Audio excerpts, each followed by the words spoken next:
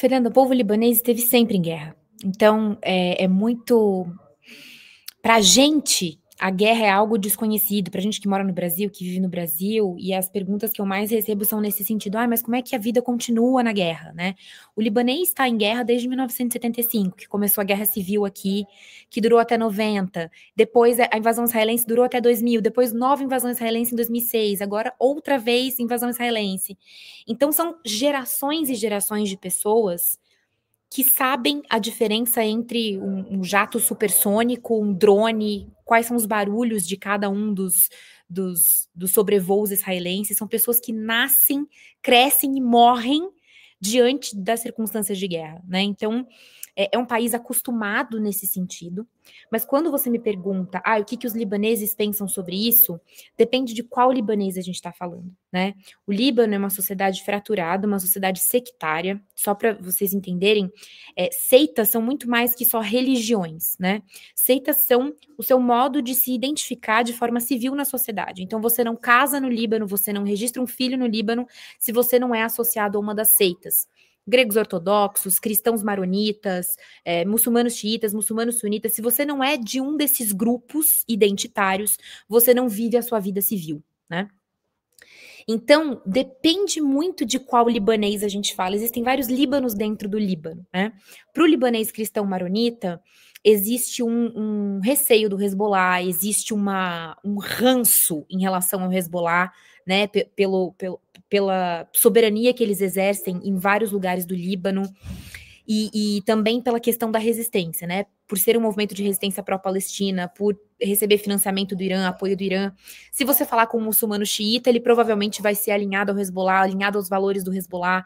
Então, existe muito essa fratura e diferentes opiniões de acordo com quem você fala sobre a guerra aqui no Líbano, Fernanda.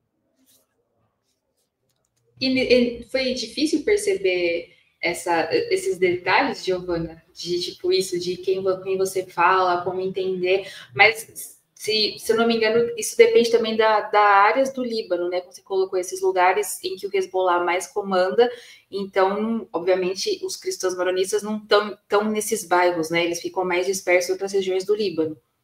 Exatamente. Quando a gente pega o mapa das zonas bombardeadas, a gente vê que a grande maioria são zonas muçulmanas. Tá? Então, o Líbano é dividido não só Beirute, quando a gente pega Beirute e vê que o lado oeste de Beirute é sunita, é muçulmano, e o lado leste é cristão, essa divisão ela funciona mais ou menos em todo o Líbano, tá?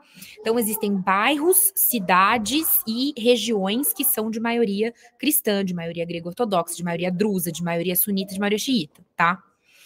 Então, de acordo com essa divisão, a gente tem também os ataques israelenses mais centralizados em determinados lugares.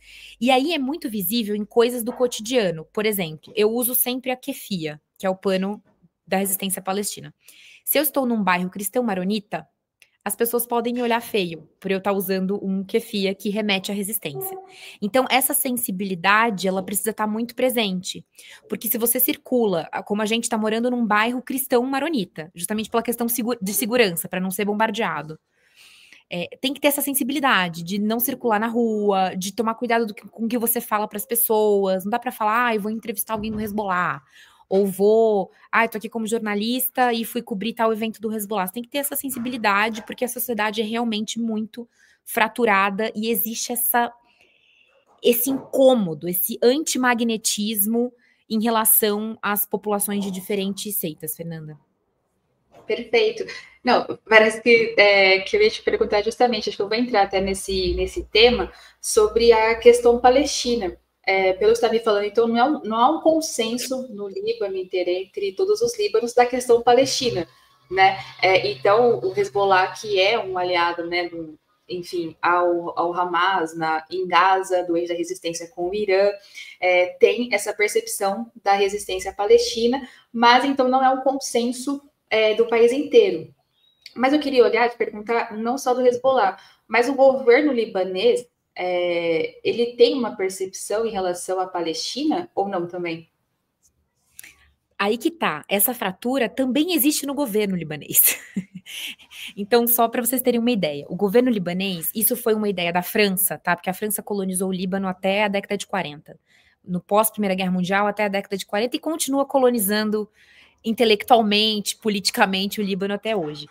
Mas esse é um modelo implementado pela França, né, que favoritou os cristãos maronitas, né, colocou eles em posições de maior estima, de maior prestígio, de maior poder político. Qual que é esse plano político? O presidente libanês, que inclusive não foi escolhido ainda, estão tentando há 2 anos escolher um novo presidente, e esse jogo político sectário acaba impedindo essa escolha. O presidente é sempre um cristão maronita. Isso por conta da explosão do porto de Beirute, essa questão do presidente.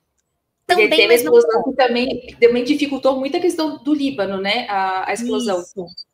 Não só a explosão, o Líbano vem de 2019 até aqui. 2019 a gente tem uma revolução, uma crise econômica, o crash dos bancos libaneses, as pessoas perdem milhares de dólares nos bancos. E aí, depois, logo em seguida, um ano depois, a gente tem a explosão do porto, depois a Covid em cima disso. Então, o Líbano, desde 2019, ele vem num avalanche de crises, né, uma atrás da outra. Então, o presidente, ele não é escolhido há 2 anos, mas ele é sempre um cristão maronita, tá? E aí, as 2 outras figuras, o primeiro-ministro é sempre um muçulmano sunita e o chefe do congresso deles aqui é sempre um xiita, tá? Exatamente, esse é o primeiro-ministro. Então, sempre tem essas decisões sectárias ainda aqui na política, tá, Fernanda? Então, quando a gente fala do governo libanês, a gente também fala de um governo fraturado e de um governo extremamente fragilizado, não por acaso, como um resultado. Isso se reflete nos militares libaneses também, né, no exército libanês, que é toda uma estrutura fraturada por conta de interesses neocoloniais. Porque não é interessante que o Líbano se fortaleça politicamente nem militarmente, para justamente não oferecer esse ponto de disputa em relação a Israel aqui no Oriente Médio, tá? Então isso não é por acaso. O Líbano é fraturado dessa forma porque é do interesse das grandes potências.